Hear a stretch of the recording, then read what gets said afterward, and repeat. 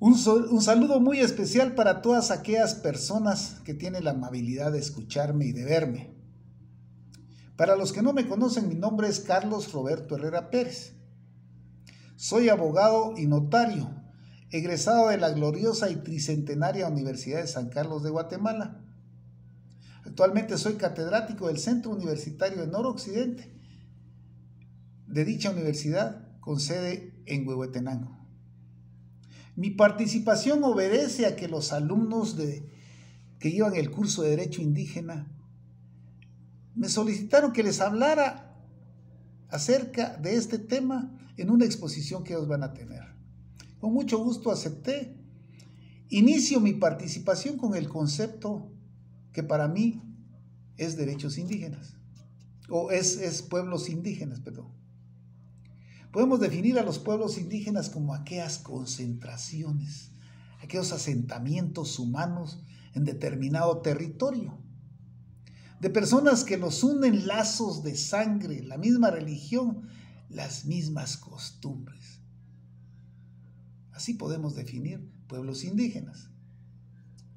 Al hablar de pueblos indígenas, deberíamos siempre comenzar con su elemento filosófico, el que constituye su cosmovisión maya, como principio universal de dignidad y de respeto, y cómo entiende él su participación en el universo. Primero les voy a hablar acerca de la participación, cómo entiende el indígena su participación en el universo, en esta tierra, cuál es su misión. Ellos tienen bien calcado que su misión en la tierra es la realización de valores, la realización de los fines del hombre. Y la realización de los fines del hombre son los valores. Es el ethos, es el destino, la realización del destino del hombre es el ethos, la realización de valores. Así tenemos que uno de los principales y fundamentales valores es el respeto. El respeto a sus mayores y el respeto a la madre tierra. El respeto a sus mayores porque ellos piensan que en los mayores radica la sabiduría, radica la experiencia. Y que en señal de respeto cuando los saludan, agachan la testa y les besan la mano. No en señal de humillación, sino que ellos saben que el saludo dignifica más a la persona que da que a quien lo recibe. El respeto a la madre tierra, tiene profundo respeto a la madre tierra, al extremo de que la llegan a defender hasta con la muerte. Es ahí como se oponen rotundamente a la minería, porque saben que la minería trae contaminación, trae muerte. Saben que en la minería van a succionar sus ríos, van a contaminar sus aguas, van a contaminar la tierra, porque lavan el mineral que ha sido, ¿cómo se llama? Al cual le inyectan ciertos químicos para mejorar su pureza, y eso contamina totalmente y produce enfermedades como el cáncer, por ejemplo. Pero en nuestro país está tan arraigada la corrupción que, no obstante ser pueblos originarios que están protegidos a nivel internacional por los derechos humanos, aquí se autoriza la minería a sangre y fuego. Y cuando se oponen o los criminaliza, y otros están ofrendados, metiéndolos a la cárcel, y otros están ofrendados su vida.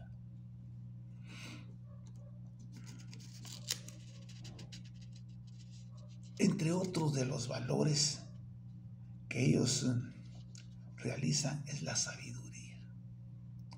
La sabiduría porque para elegir sus autoridades eligen a las personas más sabias, porque consideran, como les dije, ellos tienen la experiencia y la sabiduría necesaria para dirigirlos.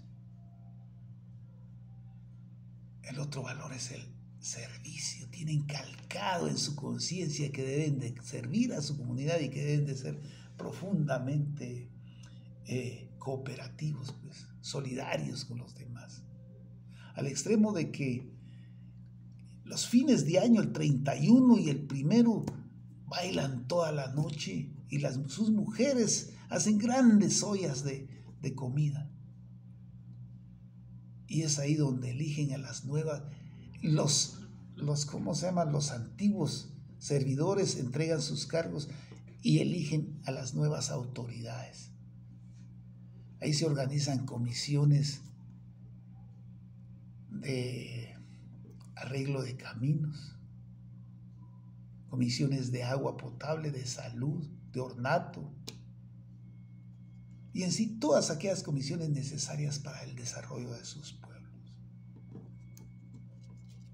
¿Cuál es el fundamento del derecho indígena? El fundamento del derecho indígena es la costumbre.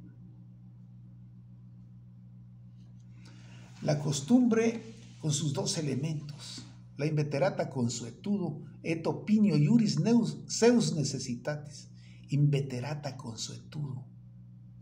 El uso constante, el uso repetitivo de ciertas formas de hacer justicia. Y el et opinio iuris necessitatis, la conciencia de que esas formas de hacer justicia son tan buenas que deben de tomarse como ley, y así las usan como leyes. La costumbre. Hay 3 clases de costumbre: la praeter legem, la secundum legem y la contra legem. La praeter legem siempre se va a aplicar en el derecho indígena. La secundum legem es tan buena que el Estado la arranca de esos pueblos y la lleva y la convierte en ley.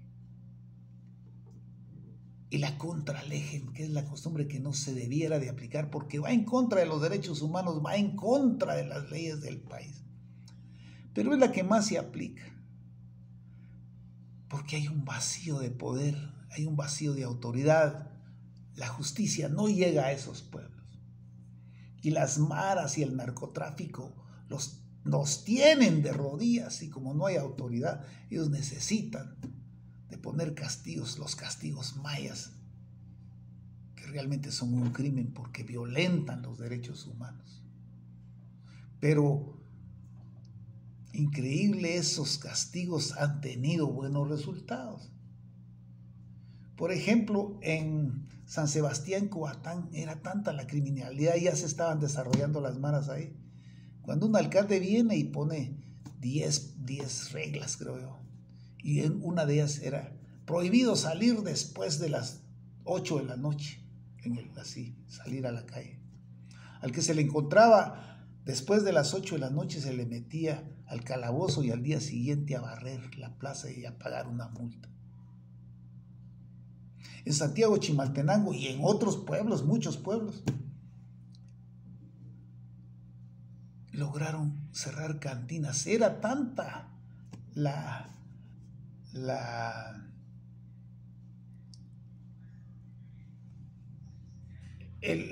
¿cómo se llama? La distribución del alcohol, el consumo de alcohol en ese pueblo, que ya habían bolitos tirados todos los días.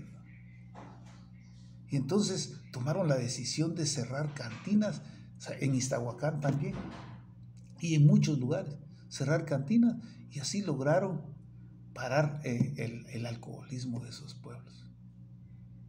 Ahí en Santiago Chimaltenango ocurrió algo muy lastimoso, pues el secretario del juzgado le gustaba mucho beber, y como no podía ir, se vino para San Pedro Necta, y cuando venía, de plano por estar tomando, y me imagino que él iba manejando, se fue en un barranco y murió.